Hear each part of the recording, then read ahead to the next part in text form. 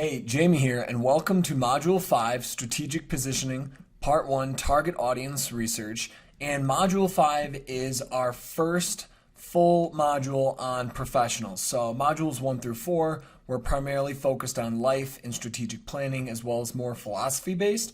And in Module 5, we're really starting to begin to put the pieces together for the career transition, for advancing your career. So in Part 1, we're going to be focusing on researching the people that you're trying to influence, which we'll talk about, but it's really the recruiters and the managers, the people that are going to be deciding whether or not to hire you. Or if it's an internal promotion or something that you're trying to negotiate internally, then it's your own manager or maybe a director or a VP, etc.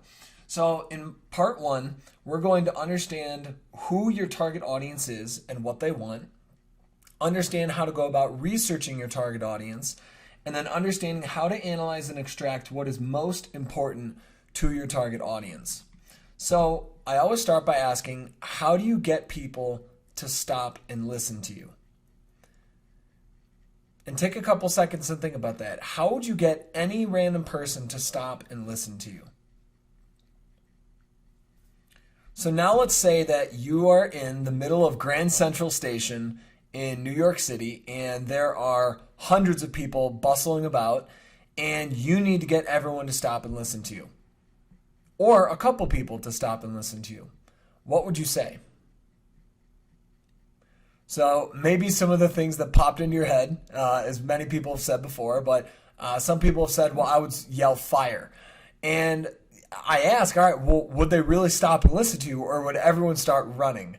So fire's not a good one. And then another one that people often say is, well, I would start shouting and causing a ruckus. And I'm like, okay, well, if you started shouting, how often do people in New York hear people shouting? All the time. It's common. People are always yelling or shouting or trying to get attention. So everyone would ignore you. But what if you were to say something like, is anyone a doctor? Well, this is more interesting because now maybe a couple people will perk their ears and say, well, yeah, I am. What about it? And maybe they'll be a little bit more curious, but there's still a problem with this because they don't know why you're asking. There's no clear reason behind the ask. It's not specific enough. But if you were to say something like, who knows how to perform CPR? Well, one, people can immediately identify whether or not they are the type of person that you're looking for, whether or not they are your target audience, but then two, they know exactly why you're asking. Because the only reason why someone asks, who knows how to perform CPR is because someone's not breathing. They're either choking, or let's say you're at a pool, someone drowned. Like there's always a reason why you're asking someone for CPR.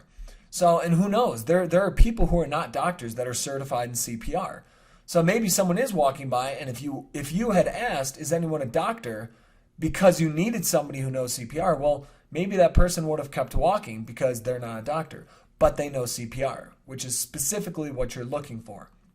So this is a metaphor, and what this is trying to show you is that you cannot be a generalist in the marketplace. Because generalists are not the people that people are looking for. If you have a business, if you have a company, and let's say you're the manager of a team, and you have an open seat, someone leaves on your team, and that person was doing a very specific role with specific responsibilities and had specific skills, knowledge, and experience. Well, they don't want to just fill the seat with anybody. They want to fill the seat with someone who has those skills, who has the knowledge, and hopefully has prior experience that will allow that person to fill that seat, pick it up pretty quickly, and immediately start contributing value to the team. So if someone comes across as a generalist and doesn't communicate the fact that they have those skills and knowledge, well, you as the manager, you're not going to hire them. You're going to instead hire someone who says, hey, I know exactly what you're looking for. I can do that. I've done it in the past. Or if you haven't done it in the past, I've done something similar, and I know that many of the skills and knowledge that I have will transfer, and I'll be able to ramp up quickly.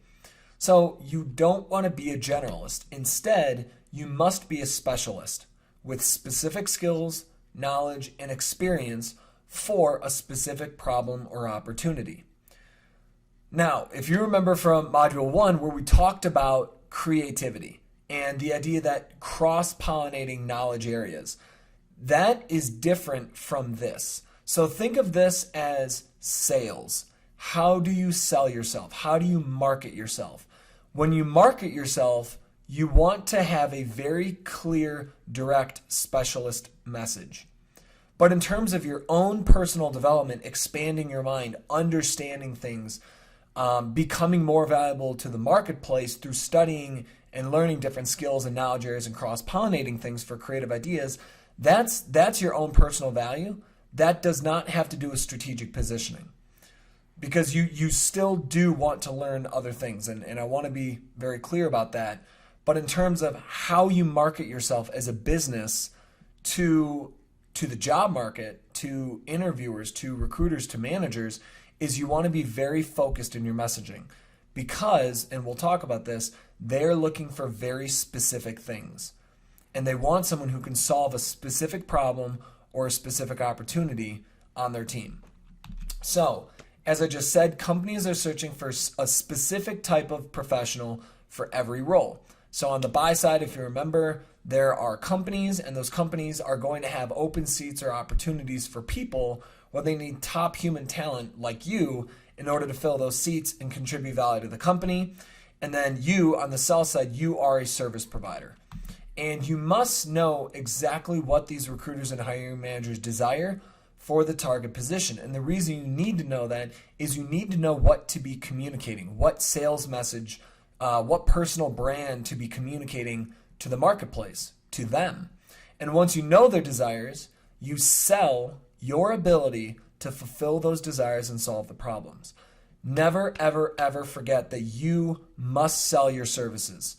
You must sell your abilities, because you are a business. You are a service provider. You provide labor, thought, and leadership to the marketplace. And every single business, whether it's a service, a product, or a financial asset type, or a financial asset type company, you have a target audience. You are selling something. And so whether or not you work for a company, or let's say you were to become a freelancer and, quote, join the gig economy, well, you would still need to sell yourself to clients, to potential clients. You need to sell your services.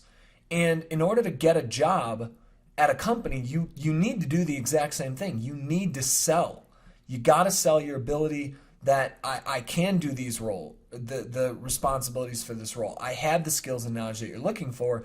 And look, and hopefully we'll talk about this as well, but hopefully you have past experiences or prior work that you can actually show to demonstrate your ability to do the work. So you will always have a target audience, and in order to influence that target audience, you must communicate a specific sales message with value propositions. And we'll talk about that as well. So your target audience for the career transition is most likely going to be the recruiters and the hiring managers for your target position. So what we're going to talk about, Module 5 is focused on strategic positioning, and the Module 6 is where we're diving into personal branding. And strategic positioning is how you're going to deliver a targeted, clear, and persuasive value proposition, and personal branding is the actual communication of it. So think of strategic positioning as the strategy behind how you're going to sell yourself. That's all it is. It's strategically thinking through, how am I going to take my background, my skills, my knowledge, my experiences, my work examples, my credibility, etc., and position that to influence and sell myself to my target audience. And the personal branding is going to be the physical, written communication of that. So that's going to be, personal branding is going to be your resume, it's going to be a LinkedIn, your cover letter, as well as even when you're in the interview, how you communicate yourself in the interview and during networking is still going to be a part of your personal brand. So in terms of strategic positioning, there's going to be 3 primary steps that we'll be focusing on throughout this Module 5. So one is researching your target audience. And the reason you need to do that is you cannot sell to someone if you don't know what they want, if you don't know their needs, their desires, and their problems. So before you ever try to influence a recruiter or a manager or an interviewer, you must know exactly what they want and what they're looking for. Otherwise, your message will not stick. It will not hit. So after that, after you've researched, then you need to reflect on your own personal inventory. And what I mean by personal inventory is, what do you have to offer? Because you have so many different skills, both technical and soft. You have different types of knowledge, which we'll break down in part 2.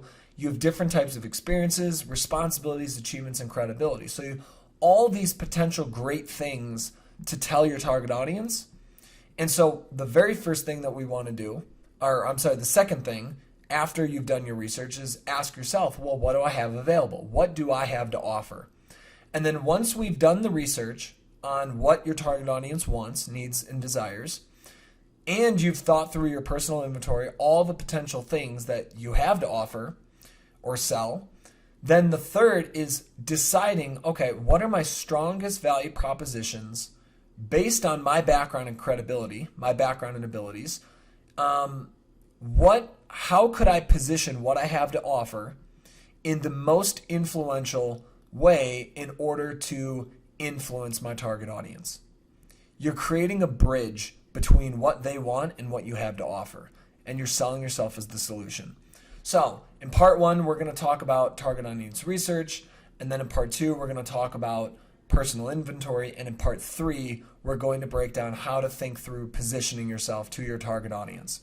So this is the focus of Module 5, and then as I said, in Module 6, we'll focus on personal branding, which is going to be focused on 1, the resume, LinkedIn, and then cover letter, but then also your personal brand will affect how you approach the marketplace. So that's going to be your networking, your direct outreach to contacts, both cold as well as warm contacts, professionals you already know, and then how you apply, and then creative efforts as well.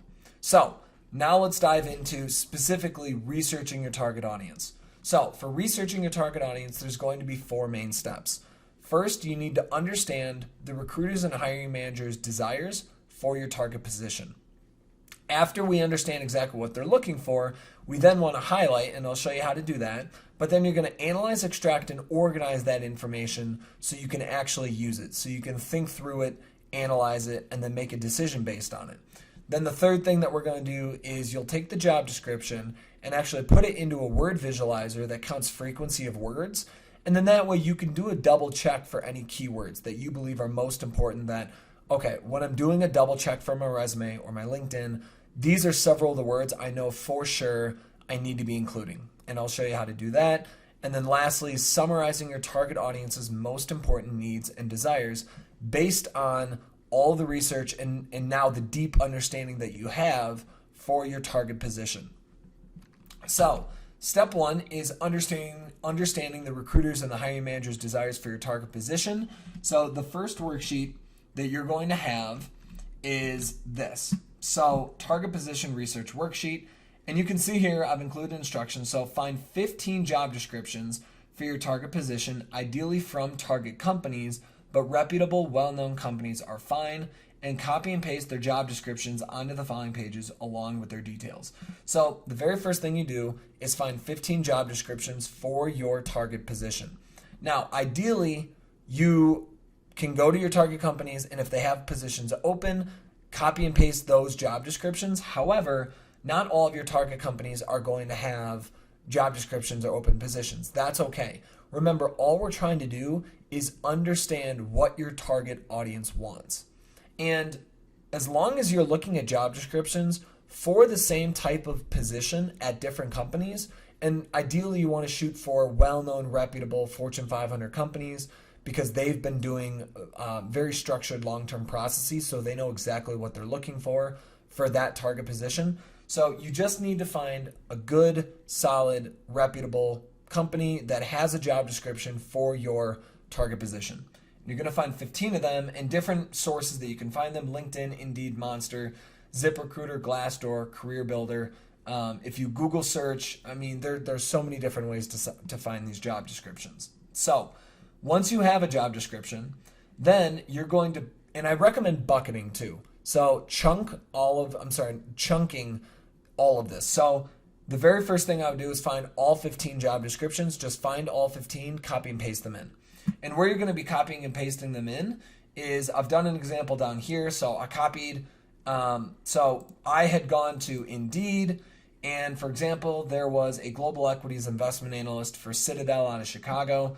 So all I did was I copied this, and then I went to here on this sheet, and then I just pasted.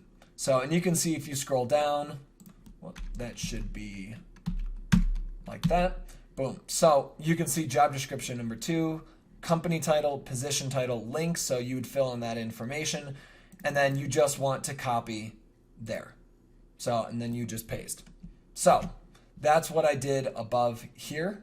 And now all the highlighting, I'll talk about that. So once you find your 15 job descriptions and you copy and paste all 15 down below, then the second thing you want to do is read through each job description 5 times. And I recommend reading through them one at a time for one specific thing. So for example, highlight desired skills and knowledge in green. So I would know, okay, skills and knowledge in green, skills and knowledge in green. And then I would read through all 15, highlighting the skills and knowledge in green. And then after reading through all 15 and highlighting skills and knowledge in green, then I'd say, okay, highlight responsibilities in orange. And then I would read through all 15 job descriptions and highlight the responsibilities that are orange.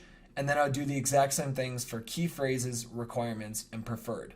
So just in terms of clarification, so skills and knowledge are technical skills, technical knowledge, soft skills, soft knowledge.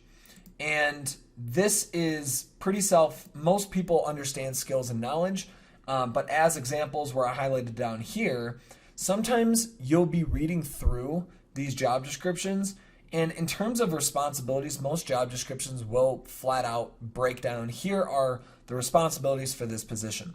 Well, sometimes in those responsibilities, they include the skills or the knowledge that you're going to need for the position.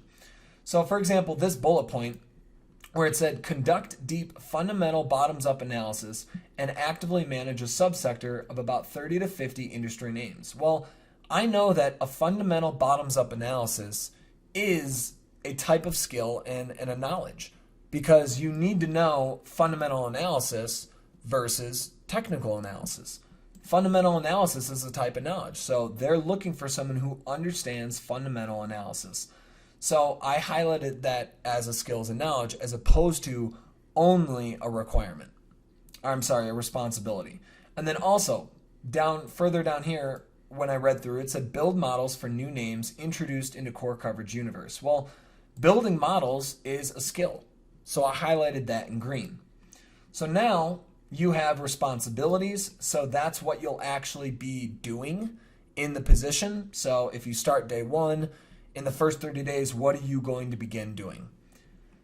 And then you have key phrases. Now, the way that I like to think about key phrases is think of a key phrase as something that it identifies personality, or it's talking about your character traits, your mindset, your goals, your personality.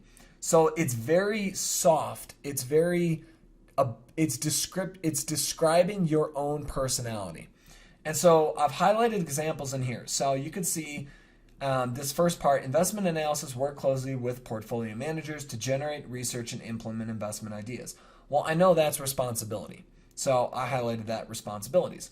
And then successful investment analysts are given greater responsibility and input into investment decisions with the ultimate goal of growing into a portfolio manager role. Well, this is describing where, long-term career-wise, where are you taking your career? Well, I know that's describing my personality, my future, etc. So that's a key phrase, because that's not responsibility, that's not skills knowledge, it's not a requirement, and it's not preferred. So I know that's a key phrase. And then further on down here where it says a passion for fundamental analysis and public markets investing. Well, again, a passion, that's describing your genuine interests, who you are, what you think about, what you enjoy.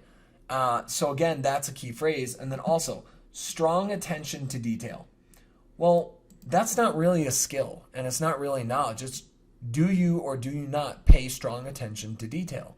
Another way that a lot of other people phrase this is detail-oriented, something like that. Or other examples of of a key phrase is a self-starter or entrepreneurial mindset. So those are examples of how I think about key phrases. And then you have requirements. So requirements are, what do you need for the position? So in this case, it's prior public equity investing experience with a proven track record and deep expertise in an industry sector. Okay, so now I know that they're requiring previous public equity investing experiences. So whether that's equity research or prop trading or something else within the equity space.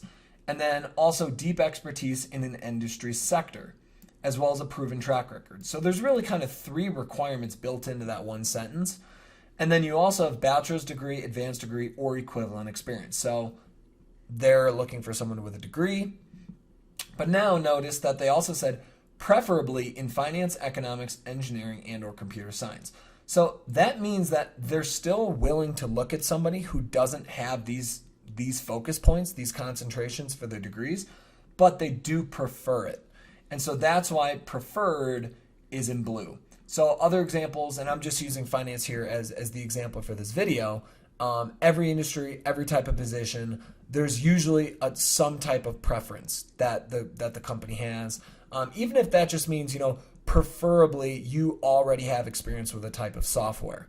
But they're not going to not hire someone just because they haven't used a specific software, because they know that people can learn how to use software relatively quickly. Well, not all softwares, but many softwares. So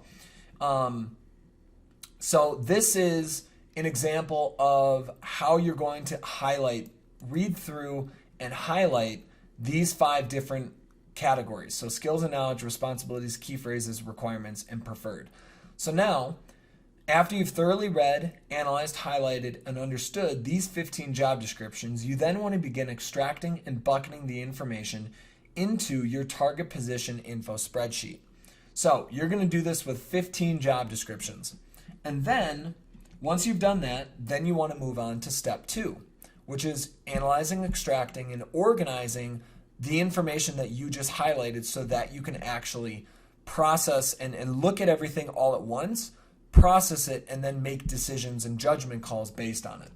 So the next worksheet is going to be the target position info spreadsheet. So you can see I took the information from this job description right here. I took the information and then bucketed it into target skills and knowledge. So I know that based on what I just read, targeted skills and knowledge they're looking for this job description, for this target position, is fundamental bottoms-up analysis, financial modeling, analytical skills, quantitative skills, written and verbal communication. And you can see that those are highlighted in green here. So now the next category is responsibilities. Well, again, the responsibilities are in orange. Now, there was a mix, so many of these I did copy and paste just directly from the job description, just because it's faster. But some of them you do want to summarize a little bit. So that's going to be, you're going to keep track of all the responsibilities for the target positions, and then key phrases. So passion for fundamental analysis, a passion for public markets investing, strong attention to detail, and grow into portfolio manager role. And again, those were the yellow parts, the yellow highlighting.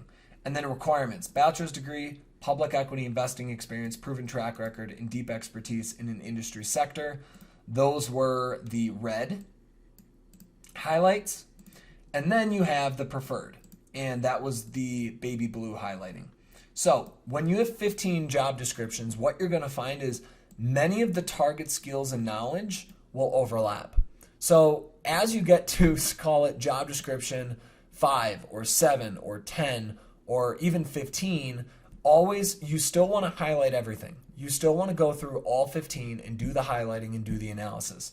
But as you're extracting that information and putting it into this spreadsheet, what you'll find is, for example, many of the job descriptions might say we're looking for financial modeling skills. Well, you don't need to put that in 2 or 3 or 4 or 5 or 7 times.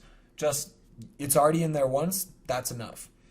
Now, one of the other questions that people have is, why do I need to do 15 job descriptions? Doesn't that seem like overkill? If I thought it was a good idea to do 12, I would have said 12. If I thought it was a good idea to do 7, I would have said 7.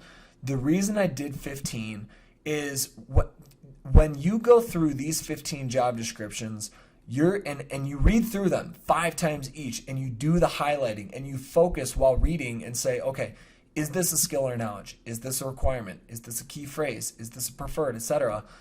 By the time you read through, that will have been 75 times reading through. Does this take time? Yes. Is it going to be the most fun thing you've ever done in your life? No. But the return on the investment on your time for this activity, I promise you, is worth it. When you finish reading through the 15 and you finish doing the highlighting, and then you extract and put it into this spreadsheet, I promise you will have a level of clarity in terms of what they want like you've never had before.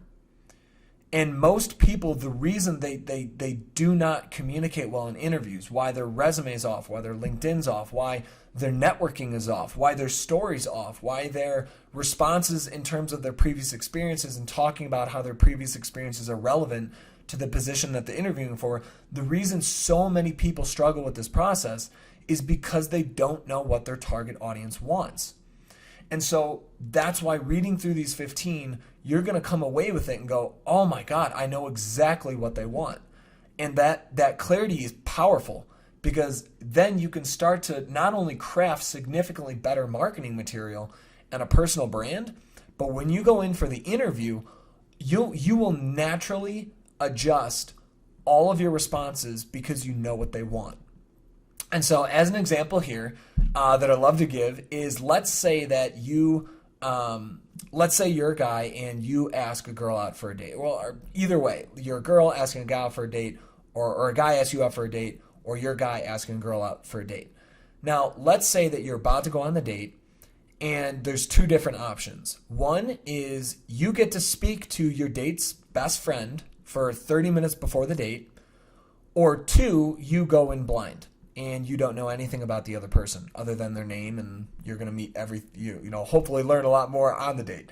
Well, the person, so let's say that you talk to their best friend 30 minutes before the date, or for 30 minutes before the date. You get to ask questions about what do they enjoy? What are their favorite hobbies? What do they love to talk about? Where were their favorite travel experiences? Where did they go to school? What did they study? What's their family like? What do they do for fun with their friends when they hang out? What are their favorite movies or TV shows? Like, you get to get all this information.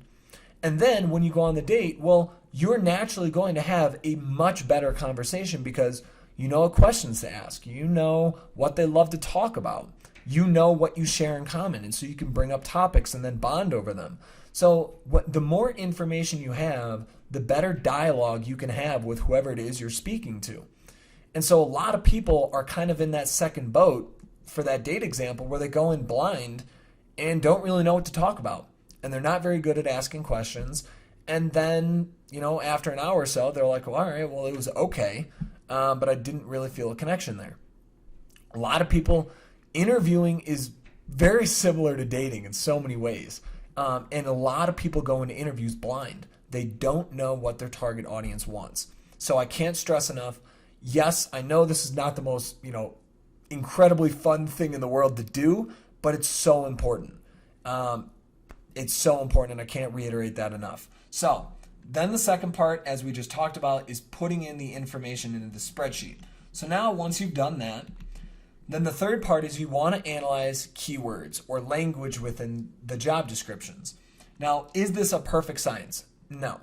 But again, this is just for a gut check. This is just for sanity, saying, okay, relatively speaking, looking at the frequency of words, am I including some of the most important keywords that I believe I know that they're looking for? So what you're going to do is you're going to have this target position keyword analysis sheet. And you can see here that for all 15 job descriptions, there's a box with 10 spaces. Now, do you need to use all 10 spaces? No, it's really just up to you about which words do I think are important, which keywords do I think are important. So instructions are here. 1, copy and paste each individual job description into www.tagcrowd.com. Then you're going to review the most frequently used words that are relevant to the target position. And the reason I say relevant to your target position is there's going to be a lot of words that are just super generic and they're not related specifically to your target position. So examples like people, organization, skilled, resources, those are not going to be keywords that people are searching for and targeting on LinkedIn or in resume review systems, ATS systems, etc. So you want to just kind of disregard these super general words. Then you want to extract the top 10 most frequently used and relevant words, keyword they're relevant, for each job description. So you can see here, so tagcrowd.com. So you're going to go to www.tagcrowd.com. When you click enter, it's going to bring you to this main page. Well, now what you want to do is just take that job description and again, copy it, and then just go to TagCrowd, paste it in here, and then just click visualize. And all this is doing is it's counting the frequency, which is the number of times that a specific word is used, and then it's creating a word cloud.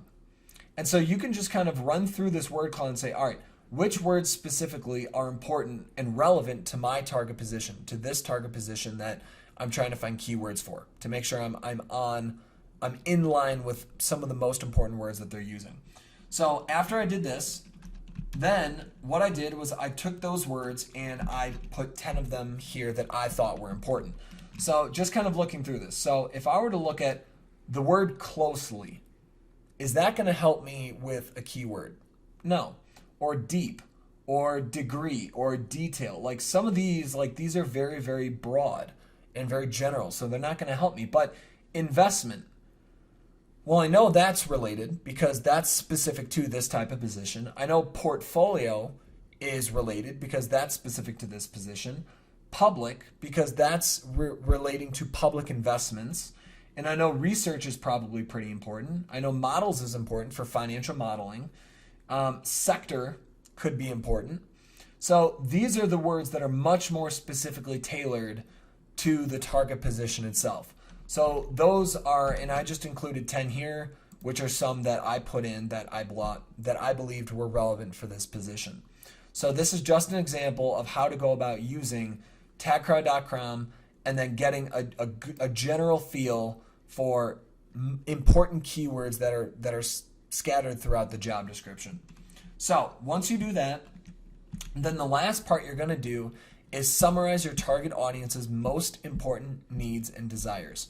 So this is there's no right or wrong way to do this worksheet. And that's also why it's hard, because after you've read through all the job descriptions, after you've analyzed on your spreadsheet everything that you know that they're looking for, as well as you've taken a quick glance through what keywords are being used and what's popping up frequently, well, you want to ask yourself, well, one, what are the 3 most important qualities desired? What are the 3 most important things that my target audience desires? What are they looking for? And the reason you want to have the 3 most important here is this is going to feed into how you're going to be positioning yourself. You must know what's most important to them, what they're looking for. And this is a judgment call too, because they're looking for many things.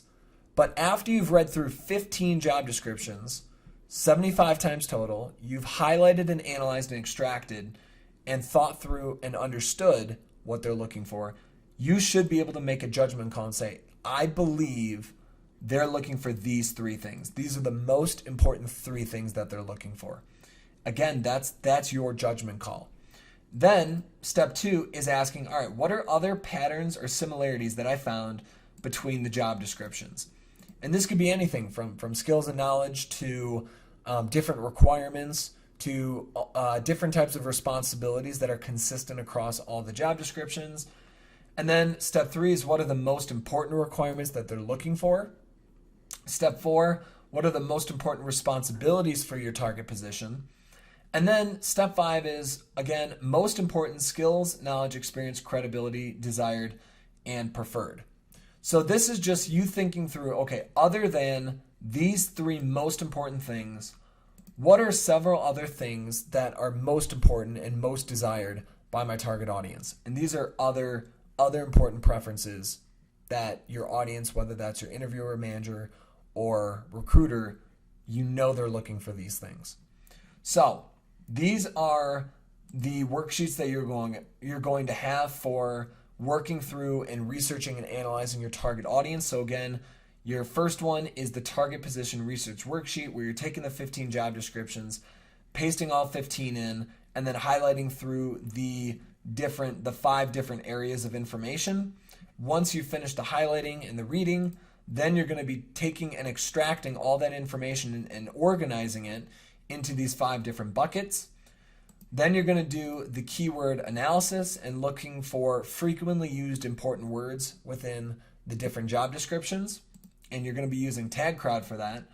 And then finally, you're going to be summarizing everything that you've learned about the target position, and you're going to be making thoughtful decisions about what you believe are the 3 most important qualities, as well as these additional steps 2 through 5. So that's it for part 1, focusing on strategic positioning for understanding and researching your target audience. In part 2, we're going to be diving into how do you go about thinking through and developing your personal inventory. And then with that personal inventory, in part 3, we'll then talk about how do you take understanding what your target audience wants, your personal inventory, and then crafting the message. So I'll see you in part 2.